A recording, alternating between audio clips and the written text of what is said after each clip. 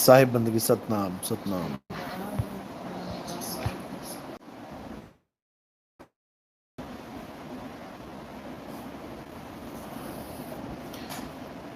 कल फिरोजाबाद में सत्संग था। कल का प्रोग्राम छपरा में है। छपरा में जो नाम दीक्षा लेना चाहते हैं शाम को, और दोपहर में बनारस में 2-3 घंटे के लिए रुकेंगे वहाँ पे। जो बनारस में नाम दीक्षा लेना चाहते हैं वो बनारस में मिल सकते हैं।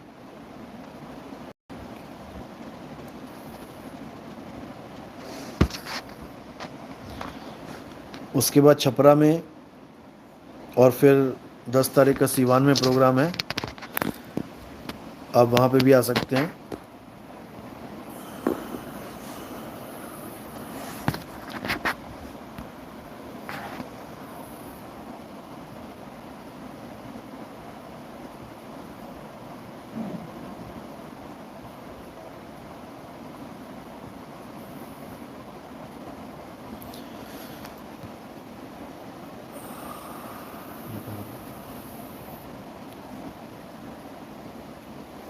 कोई भी सवाल पूछना चाहता है तो पूछ सकता है।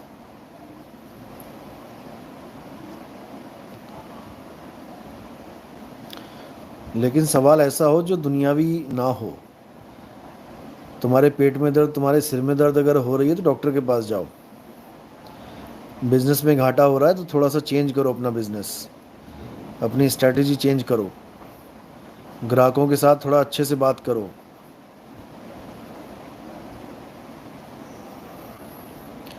क्या सार शब्द वेलकम लॉस्ट, कोई आईडी है, नाम है उनका आईडी का। क्या सार शब्द प्रकट हो जाने के बाद सृष्टि की रचना समझी जा सकती है कि धरती की शुरुआत कैसे हुई? सबको समझ में आ जाता है। सार शब्द ही आदि है, सार शब्द ही अंत है। जब अनुभव हो जाता है उस चीज़ का तो आप खुद समझ जाते हो कि सृष्टि कैसे बन रही है, और बनाने वाले तुम ही हो, और कोई सृष्टि नहीं बना रहा है। जब तक तुम्हारे दिमाग से ये चीज़ नहीं निकल गई कि कोई और सृष्टि बना रहा है, तब तक तुम सृष्टि से कभी मुक्त हो ही नहीं सकते। लेकिन कई लोग सोचने में मजबूर हो जाते हैं कि हमने तो धरती नहीं बनाई, हमने तो आसमान नहीं बनाया, हमने तो सूरज चांद से।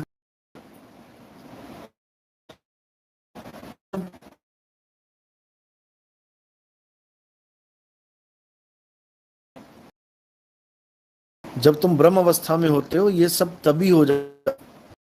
उसके बाद तुम जीव अवस्था में आके केवल खेलते हो सृष्टि में। बनाने वाला काम तुम पहले ही कर चुके हो।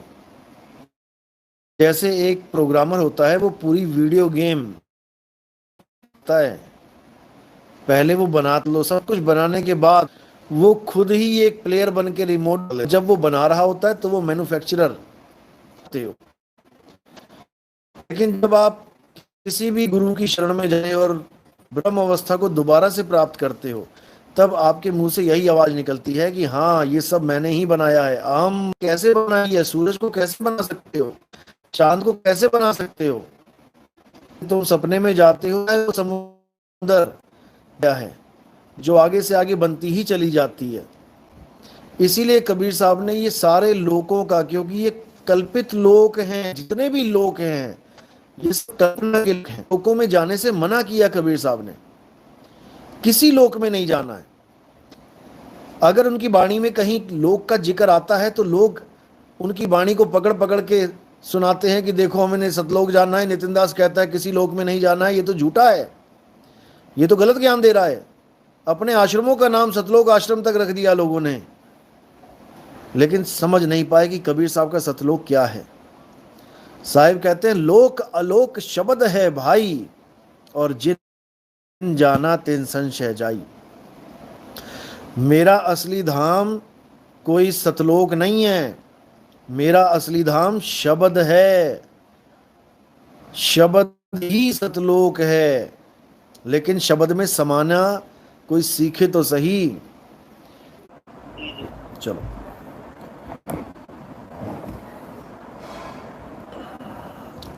ये वीडियो चल रही है।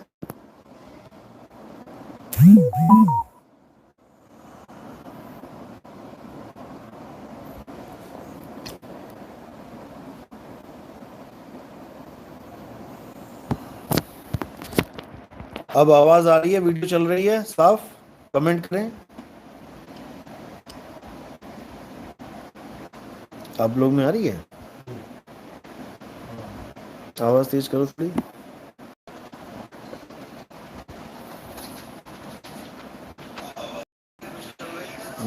चलो ठीक है।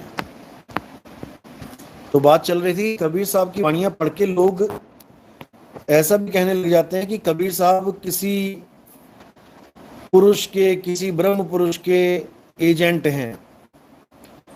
वो किसी की एजेंटगिरी करते हैं और यहाँ पर आके आत्माएं इकट्ठी करते हैं और सतलोक जो उनका सतपुरुष बैठा है मालिक, उसके पास ट्रांसफर कर देते हैं और वो उन आत्माओं को 84 में डाल देता है, सृष्टि में डाल देता है। ऐसा करके भी कुछ लोग भ्रमित करते हैं लोगों को, क्योंकि ये वो लोग हैं जो केवल शब्दों के अर्थ जानते हैं। ये वो लोग हैं, ये वो लोग नहीं है जो कबीर साहब की वाणियों के भाव जाने। जिसमें कई YouTube चैनल हैं, आप अगर मुझे मैसेज करेंगे तो मैं भेजूंगा कि कौन कौन ऐसे हैं जो भ्रमित करते हैं कबीर साहब का नाम लेके। और कबीर साहब को भी एक अधूरा, एक कोई एजेंट जैसे होता है, कोई नौकर होता है किसी का, ऐसा बोल के भरमाने की कोशिश करते हैं कि कबीर साहब भी कुछ नहीं है, सारा ज्ञान हमें ही हो चुका है।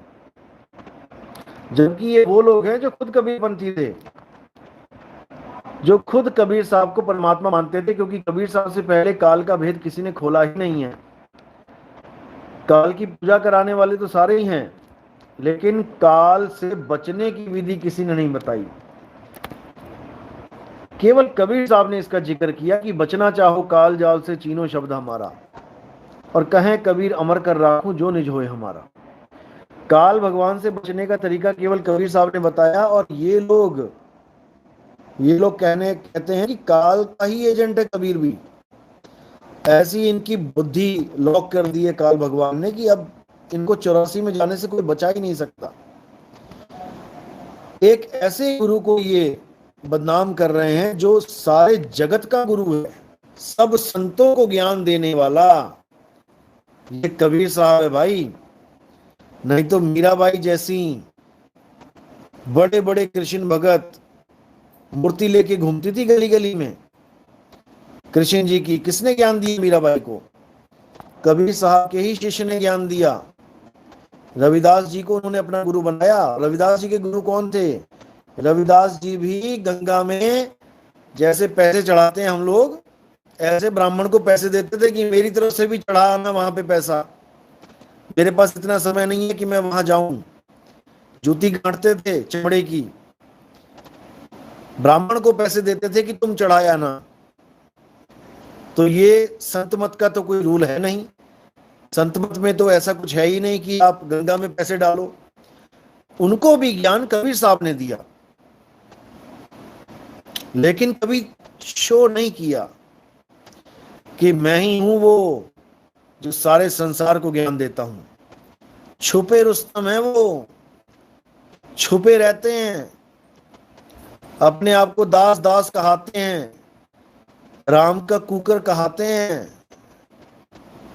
राम नहीं कहते अपने आप को, जबकि वो राम ही हैं, लेकिन कोई समझने वाला चाहिए। और उन्होंने बोला भी है, हम हैं शब्द शब्द हम माही, और शब्द से भिन्न और कछु नहीं। क्या मतलब हुआ इसका? जितने भी ज्ञानी बैठे हैं जो शब्द को परमात्मा कहते हैं, इस वाणी को खोल के तो दिखा दो, क्या बोल रहे हैं वो? हम हैं शब्द, इससे ज्यादा क्या बोलें? लेकिन तुम्हें समझ में नहीं आएगा, क्योंकि तुम्हारी आंखों को मोतियाबिंद हो गया है। देखने में तो स्वस्थ लगती हैं बिल्कुल, लेकिन दिखाई कुछ नहीं देता। तो ये कबीर साहब की महिमा है भाई, ये किसी के कम करने से कम नहीं होगी, ये बढ़ती ही जाएगी।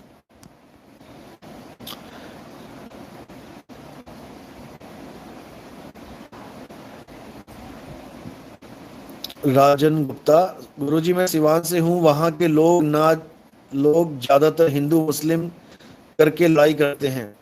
देखो, केवल हिंदू मुस्लिम की लड़ाई ही नहीं है, क्या ऊंच जात और नीच जात करके हिंदू धर्म में लड़ाई नहीं होती थी? आज भी नहीं होती है। राजस्थान में छोटे से बच्चे को मार के इतना मारा कि वो बेचारा मर ही गया। तो यहाँ तो कोई हिंदू मुस्लिम नहीं है, यहाँ तो हिंदू हिंदू ही लड़ रहा है।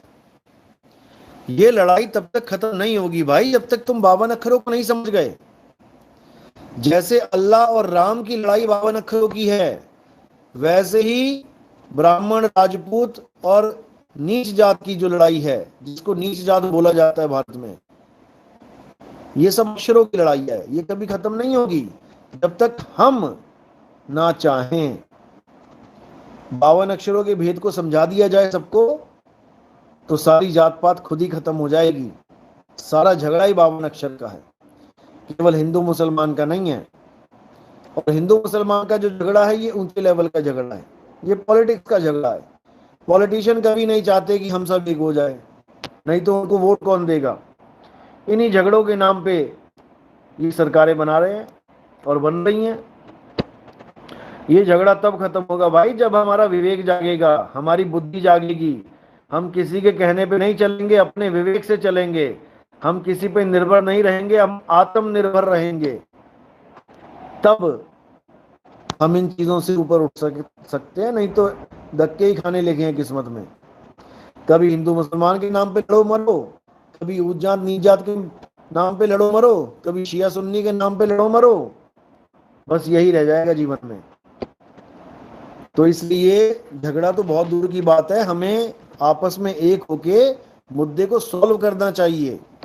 जब हम सबको पता है कि हम दोनों को यहीं रहना है, हिंदू मुसलमान को यहीं रहना है, ना तो मुसलमान जाने वाला भारत से बाहर, ना हिंदू जाने वाला भारत से बाहर, तो जब पता है कि एक ही जगह रहना है, तो भाई विचार क्यों नहीं करते आपस में कि हम सब प्रेम से रहें? ऐसा तो हो नहीं सकता कि तुम सारे मुसलमानों को मार दो या मुसलमान तुम्हें मार दें। हाँ, पाकिस्तान ने बम फोड़ दिया है तो जरूर सारे मारे जाएंगे। फिर बम ये नहीं देखेगा कि हिंदू मर रहा है कि मुसलमान, तब चैन आ जाएगी तुम सबको। अभी तुम लोग एक दूसरे को देख नहीं पा रहे हो। तो ये झगड़ा किसी का नहीं है, ये झगड़ा हमारा है और इसको हमें सॉल्व करना है। कोई सरकारें सॉल्व नहीं कर सकती इसको, कि कोई ऐसा मंत्री आ जाए जो इसका झगड़ा सॉल्व हो जाए। आज तक बड़े से बड़े मंत्री आ गए, क्या कोई इस झगड़े को सॉल्व कर पाया आज तक? ये झगड़ा सॉल्व होगा संतों से, संत महात्माओं से। उन्होंने झगड़ा सॉल्व किया है, नहीं तो बता दो किसने सॉल्व किया आज तक? केवल संतों ने ही दोनों को अपना शिष्य बनाया। कबीर साहब ने हिंदुओं को भी बनाया, मुसलमान को भी बनाया, बिजली खान पठान को भी बनाया, राजा बघेल को भी बनाया, दोनों को अपना शिष्य बनाया। और जब यहां से जाने लगे तो दोनों ने तलवारें खींच ली। क्यों खींच ली? हम कबीर साहब के शरीर को जलाएंगे, हम दफनाएंगे। शरीर छोड़ने के बाद भी रोड़ा है, झगड़ा है, वो भी खत्म किया कबीर साहब ने।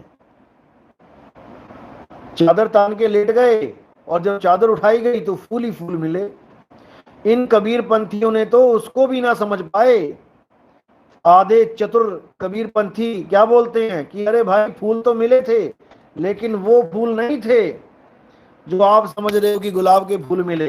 वो फूल थे जो शरीर जलाने के बाद शमशान घाट में चुगने जाते हैं, वो फूल थे। अब इन अकल के पैदल लोगों से कोई पूछे कि वहां पर तलवारें खींची हुई हैं, दोनों राजा आमने सामने खड़े हैं, तो वहां पर हिंदू महाराज जो है आदमी, क्या वो कबीर साहब की लाश को जला देगा मुसलमानों के सामने? और उसके बाद जो फूल बचेंगे वो आधे आधे करेंगे? कहां बुद्धि तुम्हारी घास चढ़ने गई है कबीर पंथियों? मैं तो कबाड़पंथी कहता हूं इनको। तुम्हारे बस की बात नहीं है कबीर साहब को समझना। ये जितने भी जीववादी हैं ये सब कबीर साहब को भी एक आम जीव समझते हैं। ये समझते हैं कि कबीर साहब भी माँ के गर्भ में उल्टा लटक के आए हैं, लेकिन इनको ये नहीं समझ में आता कि भाई कबीर साहब वो नहीं है जो आप समझ रहे हो। संतों अविगत से चला आया, कोई मेरा भेद मर्म ना पाया, ना हम लीना गर्भ बसेरा, बालक होए दिखलाया। गर्भ में बसेरा नहीं लेता हूं मैं बालक होके दिखलाता हूं। लेकिन नहीं समझ में आता, क्यों? संतों घर में झगड़ा भारी। कबीर पंथियों का झगड़ा सॉल्व नहीं हो रहा, किसी और को तो क्या समझाएंगे हम। लेकिन अब समय आ गया है, अब समय आ गया है कि अब सत्य का डंका बजेगा, और जो भी विवेकी होगा वो अपने आप इस झंडे के नीचे आ जाएगा और गर्व करेगा कि मैं सतनाम का पुजारी हूं, मैं असत नाम का पुजारी नहीं हूं, मैं झूठे नामों का पुजारी नहीं हूं, मैं मैन मेड नामों का पुजारी नहीं हूं। गर्व करेगा ये जीव एक दिन, जो भी इस पंथ में आएगा। और कुछ लोग ये सोचते हैं कि हम किसी भी सत्संग में चले जाएं तो हम सत्संगी हो जाते हैं। इस गलत फहमी को भी दूर कर दो। तुमने किसी भी सत्संग को ज्वाइन कर लिया तुम सत्संग हो गए, सत्संगी हो गए, ऐसा नहीं है। गीता में बिल्कुल क्लियर कट बता रखा है, कबीर साहब ने भी क्लियर कट बता रखा है कि सत्संग और सत्संगी होता क्या है, डेफिनेशन क्या है इसकी। कबीर साहब ने कहा देही को सतगुरु कहे, यह है धुंधर ज्ञान, और चार दाग आवे नहीं, वाको सतगुरु जान। सतगुरु कौन है? जो चार दाग में नहीं आता। और सतगुरु की संगत को ही सत्संगी कहते हैं। अब गीता क्या कहती है? हे अर्जुन, तत्वदर्शियों ने दो प्रकार के तत्वों की व्याख्या की है, एक असत तत्व, एक सत तत्व। अध्याय 2 पढ़ो। असत तो शरीर हैं जो हमेशा बदलते रहते हैं, जो जन्मते और मरते हैं, लेकिन सत केवल आत्मा है, आत्मा के अलावा सब असत है। तो जो भगत, जिन भक्तों को उनके गुरुओं ने आत्मा से जोड़ा है, अपनी आत्मा से, अपनी आत्मा का यानी सत्य का संग बता दिया कैसे करना है, वो हो गए सत्संगी। और जिन गुरुओं ने शरीरों के साथ जोड़ दिया कि मेरे शक्ल का ध्यान करो, मेरे बालों का ध्यान करो, मेरी आंखों का ध्यान करो, मेरे चेहरे का ध्यान करो, मेरी देही का ध्यान करो, वो हैं असत संगी। क्योंकि शरीर असत्य है, ना चेले का रहने वाला है और ना गुरु का रहेगा। इसलिए कबाड़पंथियों बदल जाओ, सुधर जाओ, समय है अभी, नहीं तो लोग सुधारेंगे तुम्हें, जो तुमने ये शरीरों का जाल बुन दिया है। कबीर साहब ने कभी शरीरों की महिमा नहीं गाई। उन्होंने क्या बोला? अरे देव निरंजन सकल शरीरा, चाहे चेले का शरीर है चाहे गुरु का शरीर है, यही देव निरंजन काल भगवान है। लेकिन तुम्हें समझ में आने वाला नहीं, क्योंकि तुम्हें शौक चढ़ा है भगवान बनने का, तुम्हें शौक चढ़ा है परमात्मा बनने का। एक राजस्थान का गुरुआ अपनी शिष्या को कहता, बेंगलोर में रहती है वो, उसको नाम दीक्षा देके आया। 2-3 महीने के बाद शिष्या ने फोन किया, गुरुजी मेरा ध्यान नहीं लग रहा, मैं क्या करूं? तो कहता मेरी शक्ल का ध्यान करो, तुम्हारा ध्यान लगने लग जाएगा। और जब मेरी शक्ल में पूरी सूरत रम जाएगी तो परमात्मा मेरी ही शक्ल में आके तुम्हें सतलोक ले जाएंगे। हद करता है ये भाई भी। और इसके पंथ में ऐसा नहीं कि अकेला गुरु है, इसके जैसे 36 घूम रहे हैं। सारे गुरु ये डायलॉग मारने में लगे हैं कि मेरे शक्ल का ध्यान करो, परमात्मा मेरी शक्ल में आएगा। परमात्मा को तो इन्होंने बहरूपिया समझ लिया कि रोज ही चेहरे बदलता फिरता है परमात्मा। अरे परमात्मा का अपना भी चेहरा होगा, कि तुम्हारा चेहरा लेके आएगा, वो इतना सुंदर है। पता नहीं कब इन लोग को अकल आएगी। जबकि कबीर साहब ने इतनी महिमा गाई है शब्द गुरु की कि आप सोच भी नहीं सकते। और देही को लताड़ा है हर जगह। देही को सतगुरु कहे यह है धुंधर ज्ञान, ये धुंधर ज्ञान से ऊपर उठना नहीं चाहते। गुरु को मानुष जानते, जो गुरु यानी परमात्मा को मनुष्य जानते हैं। मनुष्य क्यों बोला?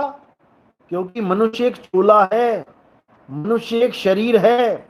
जैसे कुत्ता बिल्ली हाथी घोड़ा एक शरीर है, मनुष्य भी एक शरीर है। लेकिन गुरु शरीर नहीं है, गुरु शब्द है। तो साहिब कहते हैं गुरु को मानुष जानते तेन कहिए अंध। वो अंधे हैं जो गुरु को मनुष्य मान बैठते हैं। उनको ये नहीं समझ में आता कि मनुष्य तो मरेगा एक दिन। अब मनुष्य मर गया तो इसका मतलब तुम्हारा गुरु भी मर गया। अरे गुरु मर गया तो तुम्हें बचाएगा कौन? गुरु शरीर नहीं है, संभल जाओ, सुधर जाओ। गुरु शब्द है, उस शब्द की महिमा गाई गई है। 9वीं पातशाही को जब पूछा गया तुम्हारा गुरु कौन है, 10वीं पातशाही को, उन्होंने एक ही बात बोली, आदि अंत एको अवतारा, सोई गुरु समझो हमारा। अब बता दो किस गुरु की बात हो रही है? जब तक ये नहीं तुम्हें समझ में आया, तुम कभी सत्संगी हो ही नहीं सकते। तुम गुरुओं की देही के पीछे भागते रहो, और जिस दिन उसमें से प्राण निकल जाएंगे तो खुद ही अपने कंधों पे उठा के फूंकना, फिर कह देना कि मैं अपने गुरु को फूंक के आ रहा हूं। अरे जिसका गुरु ही फूंक गया जिसका गुरु ही फूंक गया, वो क्या काल से बचाएगा? गीता कह रही है उस गुरु को, उस आत्मा को शस्त्र काट नहीं सकता, अग्नि जला नहीं सकती। तुम्हारे गुरु को तो जला दिया अग्नि ने। नहीं समझ में आता। इतने सत्संग सुना दिए, अभी भी शरीर की टांग पकड़ना नहीं छूटा। कबीर साहब ने देखो कितनी महिमा गाई शब्द गुरु की। शब्द धरते शब्द आकाश, शब्द शब्द भया प्रकाश। हर चीज शब्द से ही जोड़ी गई। और इन अज्ञानियों ने शब्द को भी बना दिया कि शब्द वो होता है जो बोला जाता है। अरे भाई, बोलने वाला शब्द कुछ और है, वो बोल शब्द है। और जो गुरु शब्द है वो अबोल शब्द है। वो बोला नहीं जाता, उसको कोई बोल नहीं सकता। वो बोलने लिखने पढ़ने से परे है। अखा वाजो वेखना बिन कन्ना सुनना, पैरा वाजो चलना बिन हत्था करना, जीवा वाजो बोलना। बोल दिया ना, बिना जीव के जो शब्द बोला गया है, जो बोला जाता है, जो बोल ही रहा है, वो है असली शब्द। लेकिन नहीं समझ में आएगा, क्योंकि रंग चढ़ा है देही का। विदेही का ज्ञान कैसे समझ में आएगा? दोबारा फिर वेलकम लॉस्ट ने पूछा है, क्या काल भगवान वही है जिसको रामपाल जी ने बताया है? लंबे नाखून, लंबे बाल, काले रंग। आप खुद सोचो। एक तरफ आप कहते हो कि काल भगवान परमात्मा का पुत्र है, या परमात्मा का या अक्षर पुरुष का किसी का पुत्र है। जब परमात्मा के काले बाल, लंबे नाखून, लंबे काले रंग का नहीं है, तो उनका बच्चा कैसे हो सकता है? आप ये बताओ। दो अंग्रेज हैं, गोरे गोरे, माँ और बाप। 99% के 100% उनका बच्चा गोरा ही होगा। काला पैदा करके दिखवा दो, क्योंकि उनके डीएनए ही ऐसे हैं। जैसे माँ बाप होंगे वैसा बच्चा पैदा होगा। अब तुमने इन कहानी में परमात्मा बना दिया कबीर साहब। अब उनके 2 हाथ 2 पैर हैं। अब उनकी पुत्री बना दी तुमने अष्टांगी, जिसके 8 हाथ हैं। अब कबीर साहब के 8 हाथ नहीं है, तो उनकी बच्ची के, उनकी लड़की के 8 हाथ कैसे हो गए? और काल भगवान के 1000 सिर और 1000 जोड़ी हाथ बना दिए। जब पिता के दो हाथ हैं, कबीर साहब के दो हाथ हैं, तो कबीर साहब से सृष्टि में जितने भी पुत्र पैदा होते हैं उनके भी दो हाथ होने चाहिए। चलो मान लिया 1000 हाथ काल भगवान के हैं, जो रामपाल जी अपनी कहानी में सुना रहे हैं। 1000 हाथ माना, 1000 जोड़े हाथ के काल भगवान के हैं, 8 हाथ शेरावाली जी के हैं, माता के हैं। तो उनके जो पुत्र पैदा हुए उनके 4 सिर कैसे हो गए? ब्रह्मा जी के 4 सिर, विष्णु जी के 4 हाथ, शंकर जी के 2 हाथ। मतलब एक ही माँ और एक ही बाप से अलग अलग डीएनए के बच्चे पैदा हो रहे हैं। ऐसे कैसे हो रहे हैं? क्योंकि ये लोग कभी समझ ही नहीं पाए कि 8 हाथों का मतलब क्या होता है, अष्टांगी क्या होता है। भाई 5 तत्व 3 गुण, ये 8 अंग हैं माया के। पूरे संसार में 5 तत्व और 3 गुणों के द्वारा ही अष्टांगी कार्यरत है। आप देखो 5 तत्व के अलावा बताओ क्या है? सारी दुनिया में 5 तत्व फैले हैं और 3 गुण त्रिगुणी, इसीलिए त्रिगुणी माया बोला जाता है।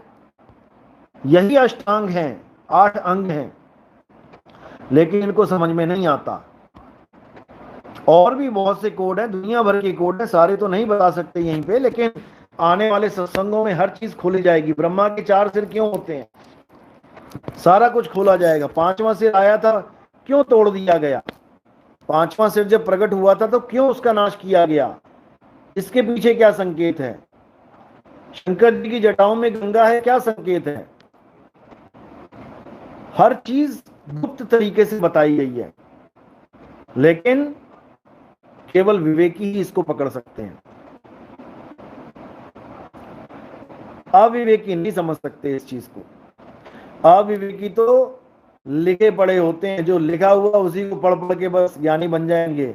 और जो विवेकी होते हैं वो पढ़े लिखे होते हैं, वो पढ़ने के बाद इतनी क्षमता रखते हैं कि पढ़ने के बाद भी अगर उसमें कोई गलती है तो उसको सही करके लिख सकते हैं। वो पढ़े लिखे, लिखे पढ़े नहीं। ये सारी दुनिया लिखी पढ़ी हुई हो चुकी है, लिखे हुए को पढ़ के उसी को मान लेती है। अरे विवेक लगाओ, जो लिखा गया है वो सही भी है या नहीं। बुद्धि इसलिए दी मालिक ने आपको, विवेक इसीलिए दिया, लेकिन नहीं समझ में आ रहा किसी को।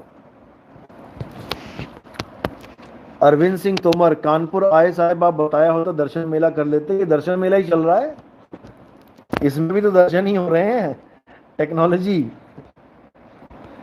कोई बात नहीं, दोबारा फिर आएंगे, जल्दी बता देंगे। आचार्य श्री ब्रह्मंडी मन परमात्मा के बस से बाहर हैं क्या, कृपा बताएं। देखो पहली बात तो ये समझ लो, परमात्मा के बस से बाहर कुछ भी नहीं है। परमात्मा के बस के बाहर कुछ भी नहीं है। वो चाहे तो एक पल में ये सारा ड्रामा जितना भी चल रहा है ये सब बंद कर दे, खत्म कर दे। लेकिन क्यों खत्म नहीं करता वो? इसके पीछे बहुत गुप्त राज है। जब आप वो समझ जाओगे तो आपको खुद समझ में आ जाएगा कि परमात्मा ये सब क्यों बंद नहीं करता। जैसे एक माँ खाना बना रही है, अब वो अपना खाना बनाने में बिजी है, उसका जो बच्चा है वो किसी खिलौने में बिजी है, खिलौना खेल रहा है। अब माँ को पता है कि ये जो खिलौना है इससे मेरे बच्चे को कोई नुकसान नहीं है, वो अपना खाना बनाती रहेगी, बच्चा खेलता रहेगा। जब बच्चा खेल खेल के दुखी हो जाएगा और उसका मन करेगा नहीं यार बहुत खेल लिया, अब चलें माँ के पास, तो वो खिलौना साइड में रख के रोने लग जाएगा। तो माँ उसके पास आएगी, उसको गोद में उठा लेगी।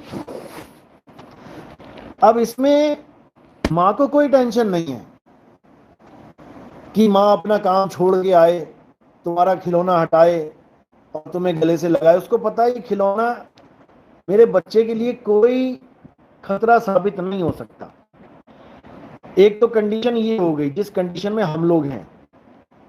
एक कंडीशन ऐसी होती है जब माँ खाना बना रही है लेकिन वो बच्चे को देख रही है और बच्चा खिलौने से नहीं खेल रहा है, बल्कि किसी तार में, बिजली की तार में या बिजली के प्लग में वो उंगली देने की कोशिश कर रहा है।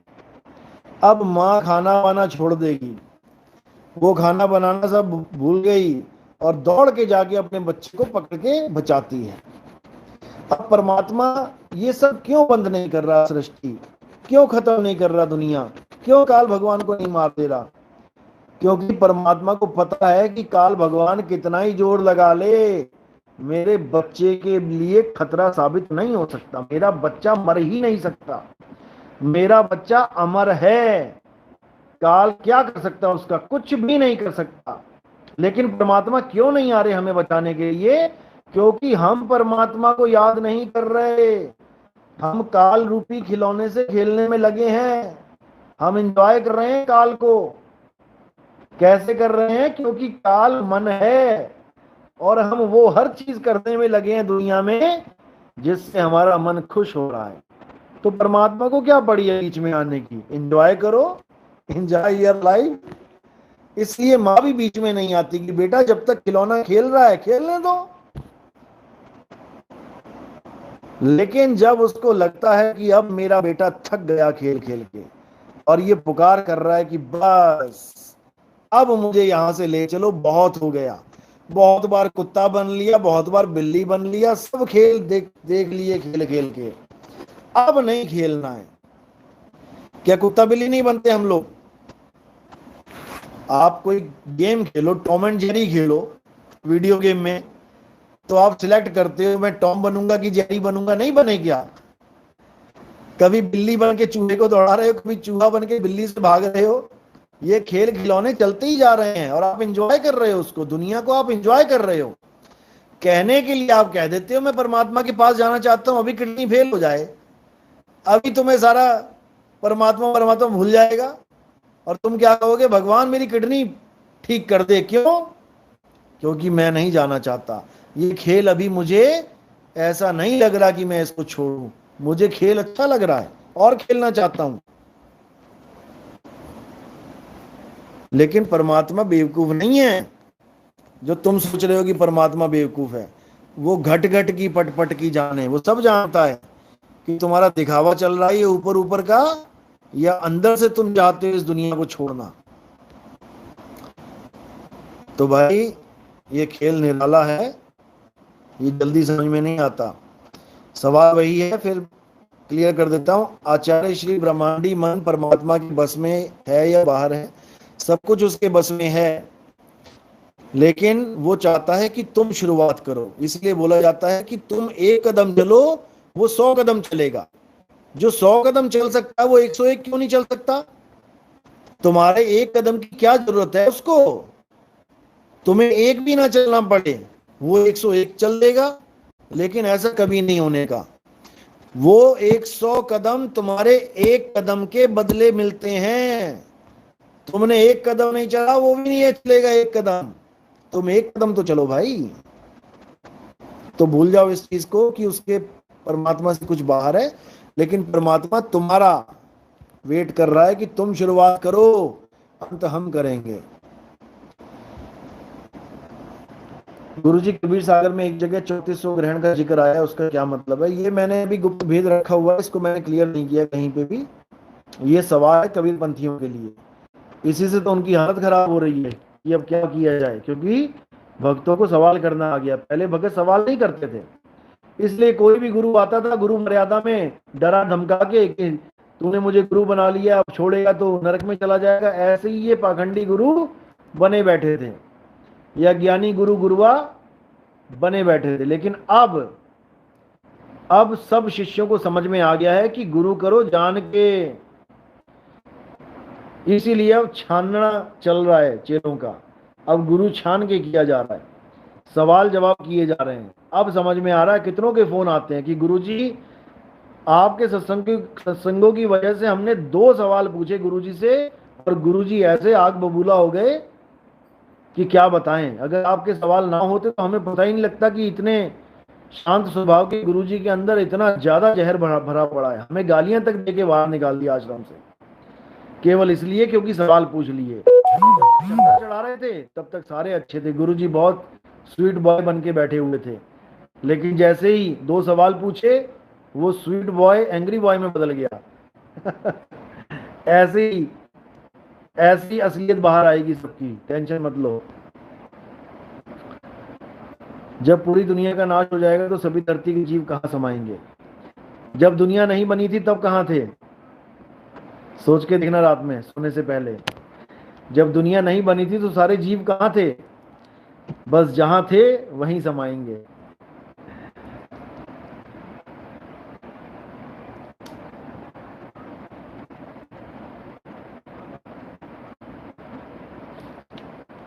सुष्मिता सिन्हा, साहिब बंदगी गुरुजी, सूरत को ज्यादा टाइम तक एकाग्र कैसे करें?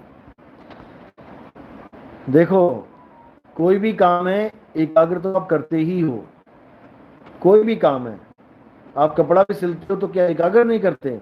मशीन इधर चल रही होती, सोच कुछ और रहे होते हो क्या? ऐसा नहीं है। एक एक धागे पे आपकी नजर होती है कि कहीं गलत तो नहीं आ रही है सुई। ये एकाग्रता ही तो है, आप ही ने कर दी है। धीरे धीरे होता है सब कुछ, एक साथ नहीं होता।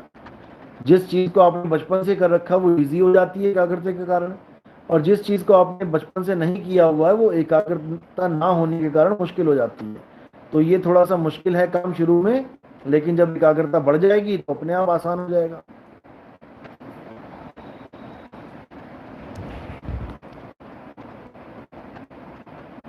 ब्रह्मा नवर मनीष क्या बोल रहे हैं ये कि ब्रह्मा विष्णु राम कृष्ण सब काल्पनिक हैं, कबीर साहब ने कभी उनकी बात नहीं करी। ऐसा नहीं है कि कबीर साहब ने उनकी बात नहीं करी, कबीर साहब ने उनकी बात करी है, लेकिन समझदार को समझ में आता है कि कैसे करी है।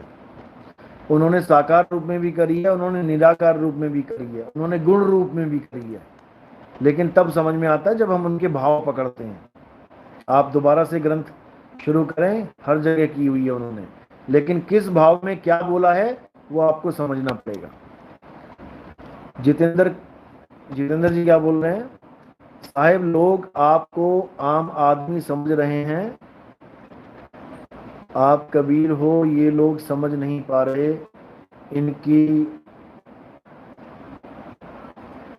इनका विवेक सही से जाग नहीं रहा। देखो, मैं फिर बोल रहा हूं कि कबीर साहब कोई देह नहीं है, फिर समझ लो। कोई इस शरीर को कबीर बोलेगा तो उससे बड़ा कोई बेवकूफ नहीं है। इस शरीर को तो तुम नितिन भी नहीं बोल सकते, नितिन भी ये शरीर नहीं है। नितिन अजर अमर अविनाशी है और ये शरीर नाशवान है। तुम भी ये शरीर नहीं हो, तुम भी अजर अमर अविनाशी हो और तुम्हारा शरीर नाशवान है।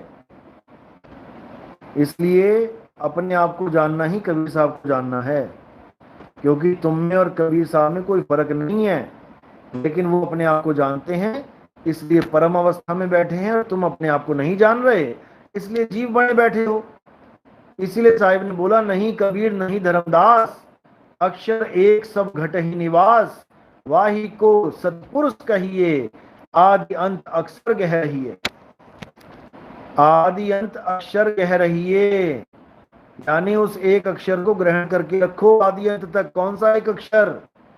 52 अक्षर जोड़े आन, सकिया ना अक्षर एक पहचान। उसी एक अक्षर को जानना है। ये नाम नहीं अपने अल्लाहु अल्लाहु वाहिगुरु राम राम कबीर कबीर, ये सब 52 अक्षर हैं। 52 अक्षर जीव आधारा और आदि अक्षर जीव्या से न्यारा। वाही को सत सिमरण कहिए, सिमर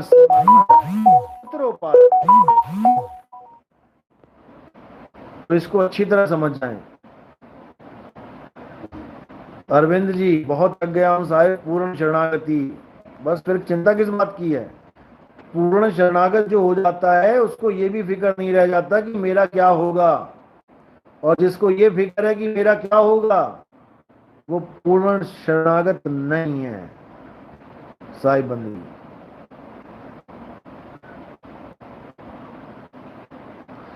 दीपक कुमार, जय हो गुरु जी की क्या एग्जाम्पल देकर समझाया है आपने?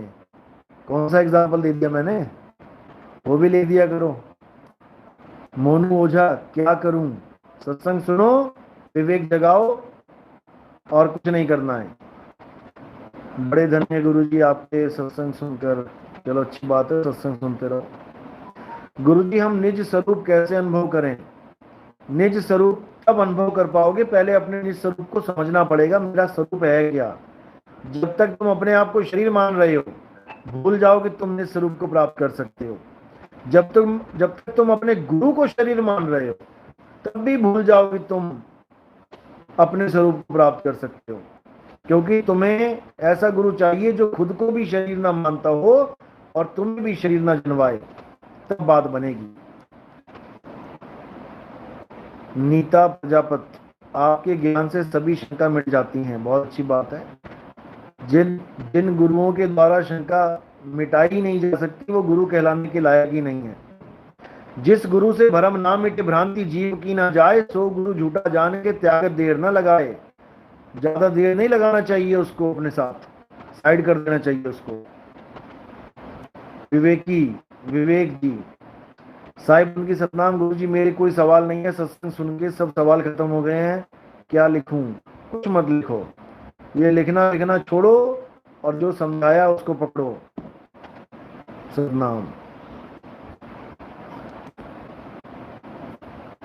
आचार्य श्री, मैं मसीह हूँ। मसीह यानी कि आप क्रिश्चियन हैं, लेकिन मैंने खुली आंख से एक प्रकाश देखा है, ये क्या है कृपया बताएं।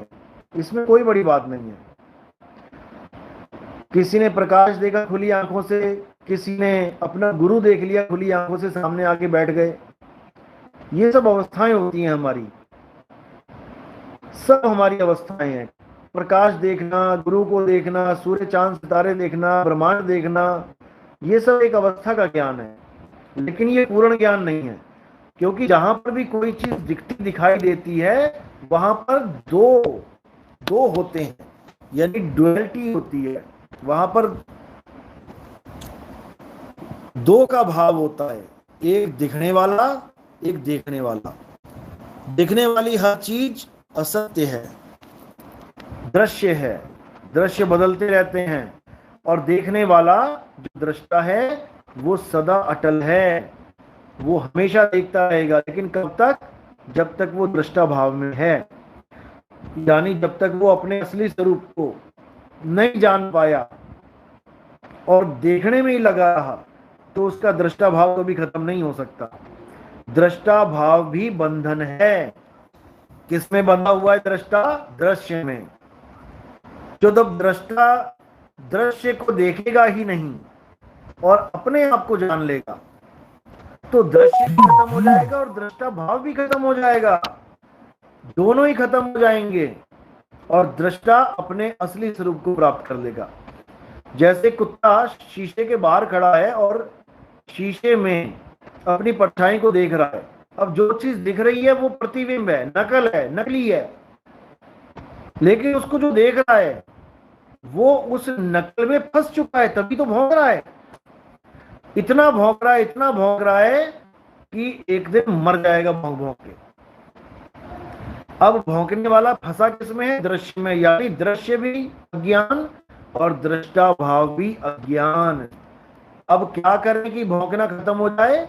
वो कुत्ता शीशे को छोड़ के अपने आप में अपने आप को पहचान ले कि यार ये जो दिखाई दे रहा है ये मेरा ही स्वरूप है, नकली, मेरा ही प्रतिबिंब है, नकली।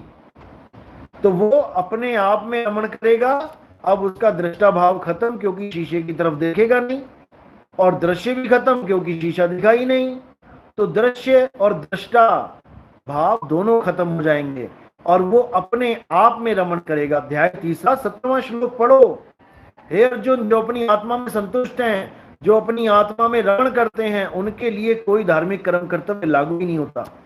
उनको किसी शीशे की तरफ देखने की जरूरत ही नहीं है, उनको किसी मंदिर, मस्जिद, गुरुद्वारे, चिड़ियाघर, चर्चघर जो भी है जाने की जरूरत नहीं है। चिड़ियाघर निकल गया मुंह से, लेकिन चिड़ियाघर में भी दृश्य भाव ही है, दृष्टा भाव ही है। गिरजाघर होता है, गिरजाघर। तो अब क्या करना है? अब आपने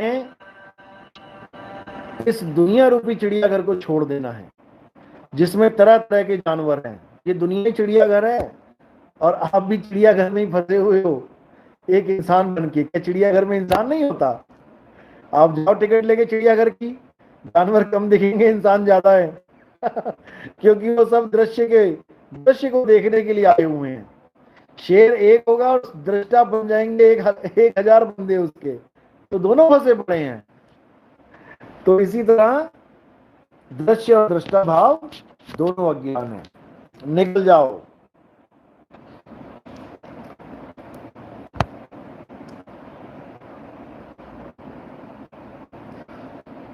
बहुत सवाल पूछते हैं। वेलकम लॉस्ट, आप सत्संग सुनना शुरू करो, ये सब सवालों के जवाब उन्हीं में है।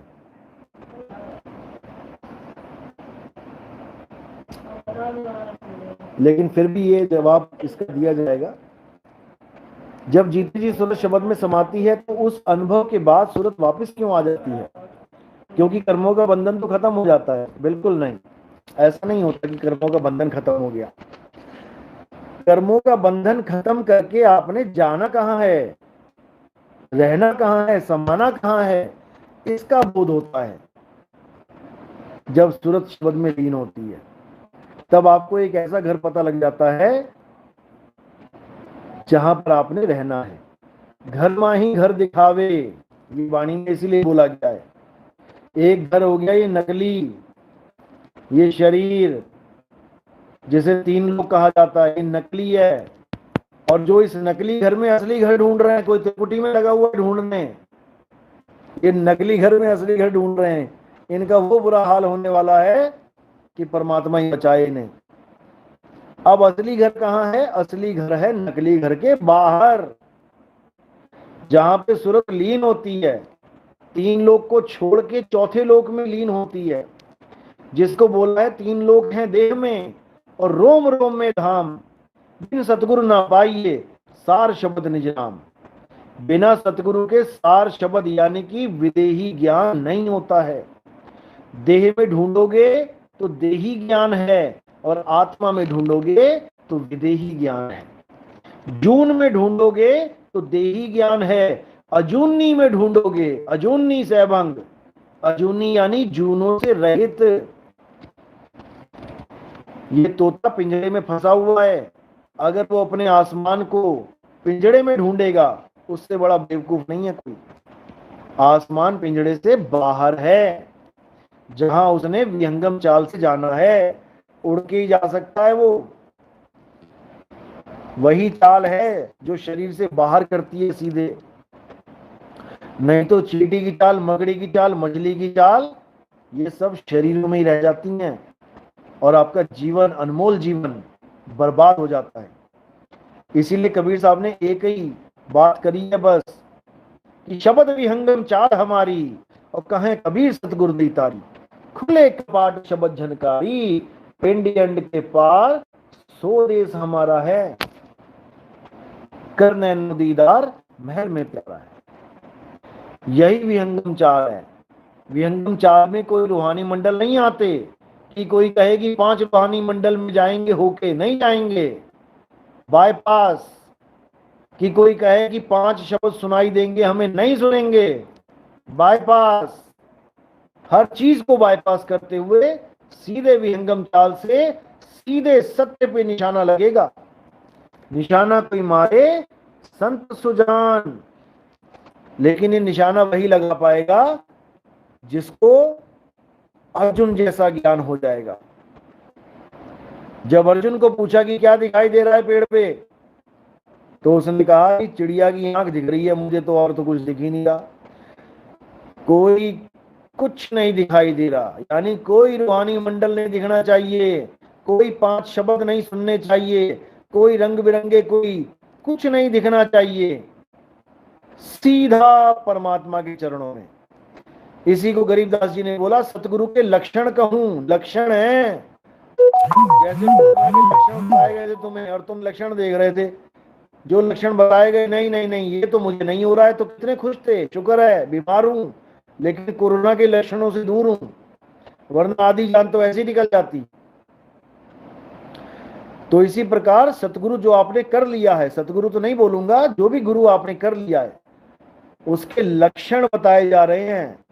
सतगुरु के लक्षण कहूं, अचल विहंगम चाल। अचल, ये 5 रूहानी मंडल वाला चल अवस्था में नहीं रहना है। एक पार किया, दूसरा पार किया, अचल का मतलब होता है आत्मा का ज्ञान देना, अचल आत्मा है। हे अर्जुन, आत्मा अखंड है, अबोल है, अडोल है, अचल है। पहले तुम्हें आत्मा का ज्ञान देवे, उस अचल अवस्था का ज्ञान देवे कि कहां पे सूरत को जोड़ना है, जहां अचल है।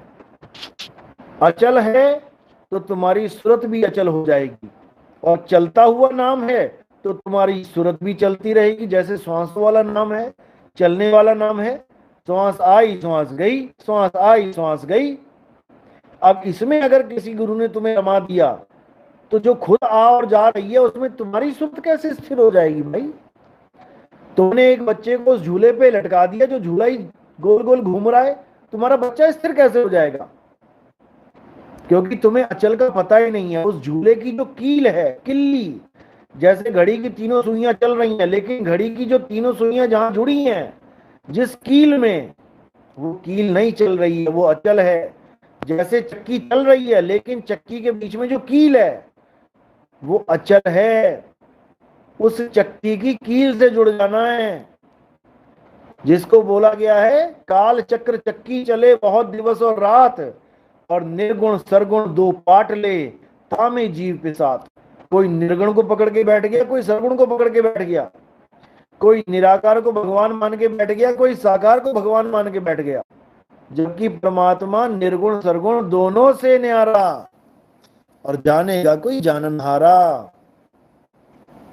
नहीं समझ में आता है, इसलिए चक्की में नहीं पिसना है, निर्गुण और सरगुण की चक्की में नहीं पिसना है, किल्ली के संग जुड़ जाना है। जो किल्ली संग लाग रहा बाल न बाका होए, उस कील से जुड़ो भाई।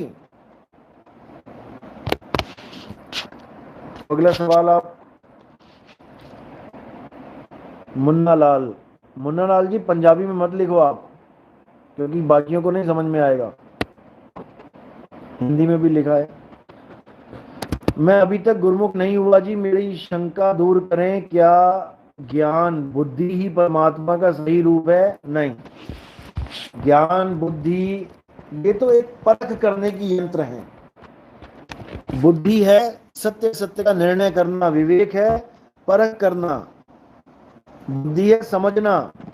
जैसे जानवरों के पास भी बुद्धि है, इंसान के पास भी बुद्धि है। उनके पास कम बुद्धि है, इंसान के पास ज्यादा बुद्धि है। अगर बंदर के पास बुद्धि ना होती तो केला छील के क्यों खाता?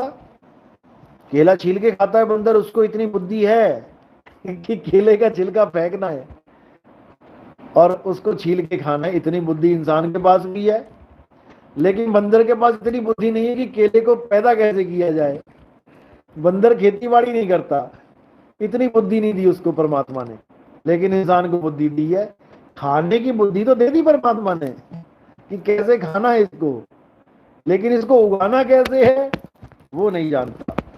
तो बुद्धि कम और ज्यादा होती है। गाय के सामने तो मांस का टुकड़ा फेंक दो, गाय नहीं खाएगी, क्योंकि बुद्धि है उसके पास, उसको पता है ये मेरे खाने की चीज नहीं है। लेकिन आदमी के आगे जो मर्जी फेंक दो सब खा जाएगा, इतना बुद्धिमान है। उसको ये भी नहीं पता कि मेरे लिए बना क्या है। अब कई लोग क्या करते हैं बेवकूफ, वो कहते हैं देखो दांतों की बनावट देखो। जो शाकाहारी जानवर होते हैं उनके दांत चपटे होते हैं, जो मांसाहारी होते हैं उनके दांत तीखे होते हैं। अब ये कुछ लोग होशियार चंद जो बैठे हुए हैं दुनिया में, वो क्या करते हैं, ओवर होशियार चंद, वो कहते हैं देखो आदमी को दोनों प्रकार का खाना खाने के लिए भेजा गया है, उसके चपटे दांत भी हैं और उसके तीखे दांत भी हैं। हमारे ये जो दांत है चार, ये तीखे होते हैं। अब इन कि भाई जानवर जितने भी जो मांसाहारी हैं उनके पास भी चपटे दांत होते हैं, लेकिन उनके जो तीखे दांत होते हैं वो उससे 2-2 इंच आगे बड़े होते हैं। ये बड़े बड़े दांत होते हैं, 2 ऊपर और 2 नीचे। चाहे कुत्ता देख लो, चाहे बिल्ली देख लो, चाहे शेर चीते देख लो, चाहे भेड़िया देख लो, उनके दांत बाकी दांतों से बड़े होते हैं ताकि वो मांस को चीर फाड़ सके कच्चे को। शेर चाकू लेके बकरा नहीं काटता है तुम्हारी तरह, वो अपने दांतों से फाड़ता है। तुम भी फाड़ो, तुम भी बकरा फाड़ो, जरा अपने दांतों से देखूं। तुम्हें मीट खाने के लिए भेजा गया है कैनाइन दांतों के साथ, तो भाई ये बेवकूफी है केवल। तुम लगे हुए चाकू लेके, तुम्हें दांत दिए हैं तो जरा काट के दिखाओ, तुम छीलो जरा बकरा उससे। और बकरा ही क्यों खा रहे हो भाई? कोई ऐसा जानवर खा के दिखाओ जो मीट खाता हो। कुत्ते को ही खा के दिखा दो, दांत मार के दिखाओ जरा कुत्ते को। तुम्हें नानियां याद करा दी उसने। तो भाई तुम्हारा जोर वहीं चलता है जहां पर कोई गरीब हो बेचारा, जहां पर बकरी बेचारी तुम्हें दांत भी ना मार पाए, वहां पे तुम जोर दिखाते हो।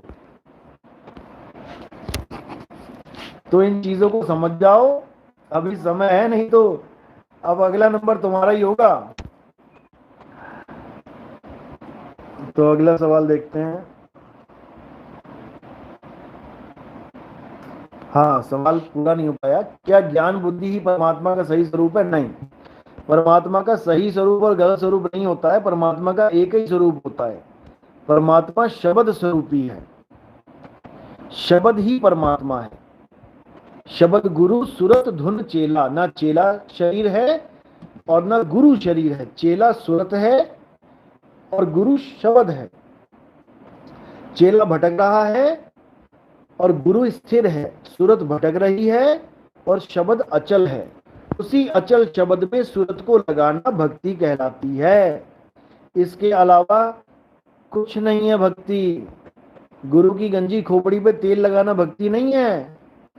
नहीं तो सारे तेल लगाते हो, फिर नाम क्यों जपना है? भक्ति क्यों करनी है? ऐसा नहीं होता है।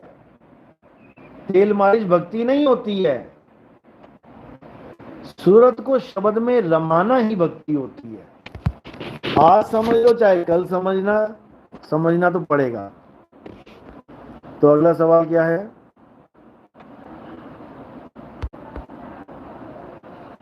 गुरुजी साइलेंस क्या है? साइलेंस आपको जैसे नाम से ही पता लग रहा है, साइलेंस का मतलब है शांति, सुन्न, बिल्कुल शांति, कोई आवाज नहीं।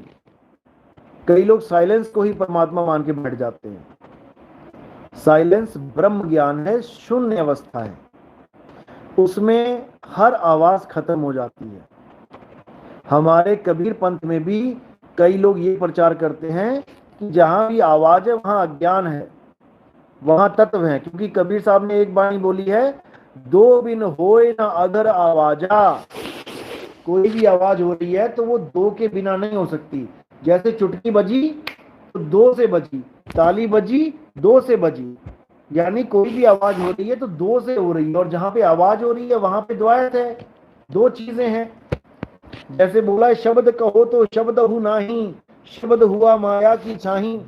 तो भाई बोला है, बिल्कुल सही बोला है, लेकिन शब्द एक ही नहीं है कि तुम एक ही शब्द को एक ही तराजू पे तोल दो। हर शब्द को, शब्द बहुत हैं। शब्द शब्द बहुअंतरे, सार शब्द मत लीजिए। और कहे कबीर, जहां सार शब्द नहीं, दृग जीवन तो जीजे। धिक्कार है उस जीवन पे जहां पर बाकी सब शब्दों की तो महिमा गा रहे हो, उन शब्दों को पहचान रहे हो, लेकिन सार शब्द को नहीं पहचान रहे।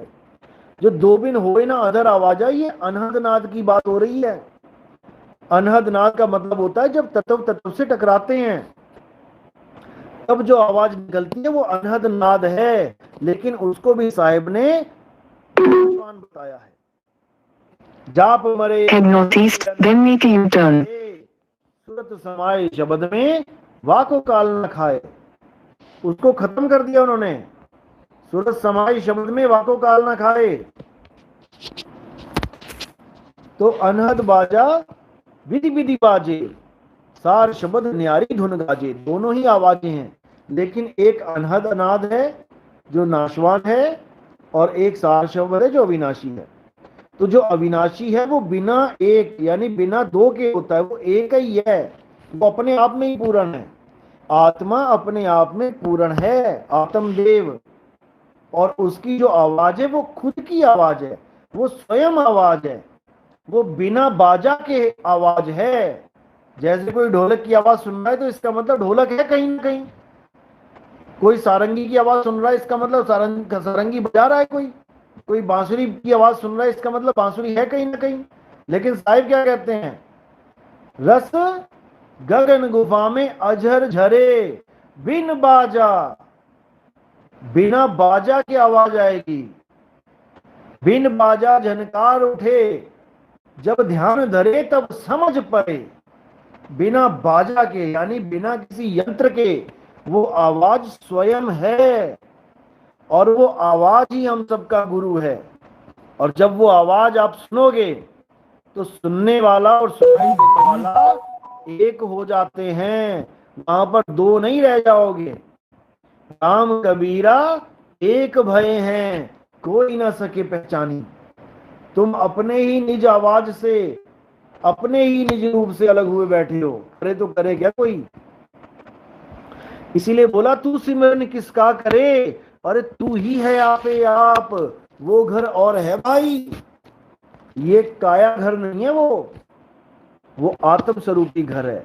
उस घर में हमने रहना है, उस घर की बात चल रही है। सोनू बाबू, सोना बाबू, गुरु जी आप कहते हैं आपके बाद आपका ज्ञान ही गुरु होगा, आपके सत्संग वीडियो और पुस्तक के रूप में ज्ञान ही गुरु होगा, क्या ये सही है? बिल्कुल सही है, क्योंकि शुरू से आज तक ज्ञान ही गुरु है। अज्ञान कब से गुरु हो गया?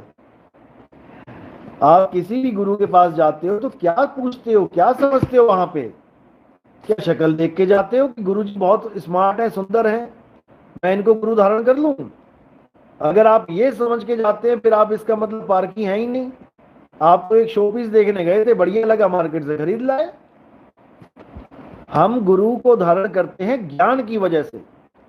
अगर ज्ञान अच्छा लगे तो हमने गुरु को धारण कर लेना है। अरे जब परम ज्ञान खुल गया, जब सारी वाणियां खुल गईं, जब सारे कोड डिकोड हो गए, अब कौन सा गुरु ढूंढोगे तुम मार्केट में जाके? और अब कौन सा गुरु क्या एक्स्ट्रा बताएगा? सारा ज्ञान ही खुल गया, ज्ञान ही गुरु था, ज्ञान तुम्हारे सामने आ गया। अब तुम किस गुरु को धारण करोगे ये बताओ। तुम पीएचडी करके आ गए, अब मार्केट में कितने स्कूल क्यों ना खुले हो, 10वीं 11वीं 12वीं, अब तुम्हारे किसी काम के नहीं है। इसी प्रकार इस ज्ञान को जो सुन लेगा, क्या वो जाके देवी देवताओं वाला गुरु धारण करेगा, या वो साकार वाला या निराकार वाला गुरु धारण करेगा? किसी गुरु की जरूरत ही नहीं रह जाएगी उसको भाई। जिसको ये ज्ञान समझ में आ जाएगा, अब तो उसको केवल प्राप्ति करनी है उस गुरु की जिसके बारे में वो सुन रहा है। उस शब्द गुरु को प्राप्त करना शेष रह जाता है। इस ज्ञान को सुनने के बाद किसी और गुरु की जरूरत नहीं पड़ेगी आपको। इसीलिए साहिब ने सारे पंथों को खत्म करके एक पंथ चलाने की बात करी है, लेकिन अभी आप नहीं समझ पा रहे हो, इसलिए ऐसे सवाल पूछते हो। साहिब कह रहे हैं 12 पंथ काल फरमाना, भूले जीव ना जाए ठिकाना। यही 12 पंथ, आज 12 लाख पंथ बने बैठे हैं। 12 पंथ काल फरमाना, भूले जीव ना जाए ठिकाना, 13वें पंथ हम ही चले आए और सब पंथ मेट के एक पंथ चलाएं। अब ये किसी आदमी का पंथ नहीं होगा। एक आदमी मर गया, अब उसकी फोटो हटा के दूसरे आदमी की फोटो टांग दो, क्या होता आ रहा है? जितने पंथ हैं, अगर गुरु ही परमात्मा है तो भैया पहला गुरु ही परमात्मा होगा कि सारे गुरु परमात्मा हो गए? केवल एक गुरु की फोटो लगाओ कि हाँ ये हमारे पहले गुरु ही हैं, परमात्मा ही आए थे गुरु का रूप धारण करके, तब तो समझ में आता है कि एक गुरु है, एक परमात्मा है। उसके बाद जितने भी लोग आ रहे हैं केवल उस परमात्मा को याद करो। जो गद्दी पे बैठ रहा है वही परमात्मा बनी जा रहा है, जो गद्दी पे बैठ रहा है वही परमात्मा बन जाता है। एक ही पंथ में 10-10 20-20 परमात्मा बने बैठे हैं। ये कब का, ये कैसा ज्ञान है भाई? पहले गुरु ने जो ज्ञान दे दिया, परमात्मा ने गुरु रूप में आके ज्ञान दे दिया, वो फुल एंड फाइनल है। अब दूसरा गुरु क्या ज्ञान देगा तुम्हें आगे एक्स्ट्रा? उसको परमात्मा बोलने की क्या जरूरत है भाई? वो केवल सेवादार बने, आश्रम बढ़ाने के लिए एक नौकर बन के रहे। जैसे भरत बैठा था राम जी की घड़ाऊ लेके, राम नहीं बन गया था वो दूसरा। अगर ऐसी हिम्मत है तब तो ठीक है आश्रम पे कोई बैठा है, लेकिन भगवान बन के बैठा तो उससे बड़ा शैतान कोई नहीं है। जो पुराने वाले भगवान को रिजेक्ट मार दिया, कितने लोगों ने, कितने गुरुओं ने अपने ही गुरु की संगत को रीसेटिंग दे दी। भाई तुम कौन सा ज्ञान लेके आए हो जो तुमने अपने ही गुरु की संगत को रीसेटिंग दे दी? अब वो संगत क्या बोल रही है कि अब हमें अंत समय में हमारे वो गुरु जी लेने आएंगे जिनसे हमने पहले नाम दिया था, या जिनसे अब लिया है वो लेने आएंगे? तुमने सारी कंफ्यूज कर मारी संगत। तुम्हें क्या जरूरत थी रीसेटिंग देने की? अपने आप गुरु संभालता आके। तो ये जो परमात्मा के नाम पे धांधली हो रही है बंद कर दो। कोई परमात्मा नहीं हो सकता, क्योंकि अगर परीक्षा लेने लग जाए तो सारे फेल हो जाएंगे यहीं पे।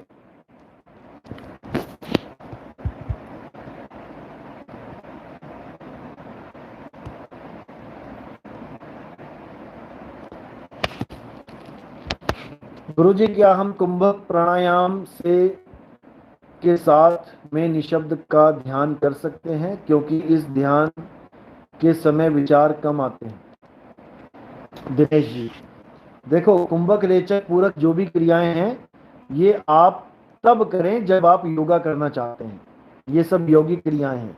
आप प्राणायाम कर सकते हैं, आप कुछ भी कर सकते हैं अपने शरीर को ठीक रखने के लिए, लेकिन आप साधना के वक्त इनको यूज ना करें, नहीं तो आपको ये गंदी आदत पड़ जाएगी। फिर आप कहोगे कि बिना कुंभक बिना रेचक के जी मुझसे तो नहीं होता। ऐसा मिलावट नहीं करना है, दोनों को अलग अलग रखो। कोई हम मना नहीं करते कि योगिक क्रिया को करने से, अच्छी बात है, शरीर फिट रहता है आपका, लेकिन मिक्सचर नहीं करना है।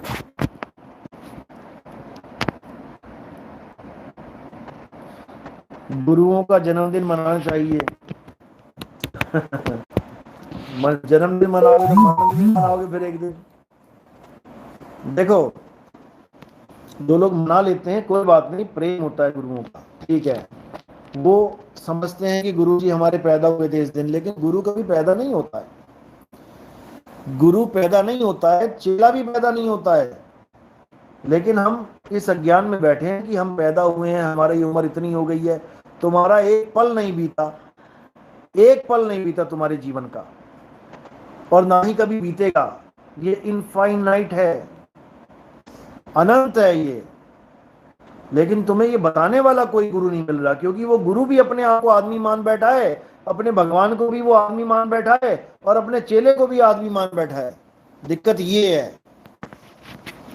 मनाने को कोई दिक्कत नहीं है, तुम मना सकते हो, लेकिन अज्ञान में रह के नहीं मनाना है। खुशियां मनाने की कोई वो नहीं है, ठीक है, अच्छा है गुरु जी यहाँ आए तुम्हारे पास इंसानी चोला धारण करके, लेकिन ये सोच के नहीं मनाना है कि मेरे गुरु इतने साल के हो गए। गुरु अनंत होता है। चलो, 1 घंटे का लाइव हो गया आज, अब कल बात करेंगे, और जो आपके सवाल जवाब हैं उनको अच्छी तरह समझाया जाएगा, और जितना अज्ञान तुम्हारे दिमाग में घुसा हुआ है उसको अच्छी तरह धोया जाएगा। इसी के साथ साहिब बंदगी सतनाम, जय बंदी छोड़ की।